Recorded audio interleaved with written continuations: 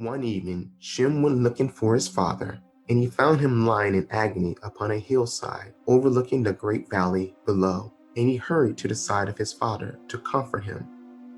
And Noah was mourning the awful scene in the valley below, where the smoke of burning was rising, and the cries of the people could be heard. And Shem said, "Father, Father." And Noah said, "Here am I, my son." And Shem said, "Father, come home and rest for a while." Then Noah sat up and leaning upon a tree and pointing to the valley below, expounded to his son all the doings of the children of the watchers as they passed through the land in their wicked and violent pursuits. These children of the Decadashoi are called the Niphilim. And Noah unfolded before the eyes of his son all the intentions of God in creation, and all his righteous and holy purposes for all the hosts of heaven that were handed down from the days of Enoch on the heavenly tablets. And he opened before his eyes the sufferings and sorrows of Messiah.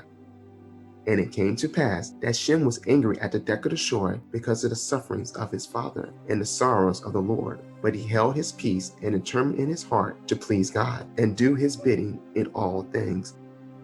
Now from this time forth, Shem began to call upon the name of the Lord in great earnest.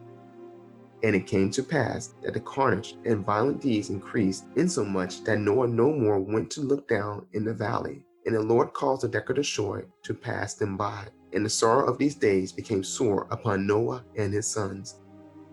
And it came to pass that the Lord said to build an ark, and they dwelt in the high country with Kabodiel in abundance. Shem, Ham, and Japheth all built an ark under the guidance of their father, and no man even knew what transpired with their task of building.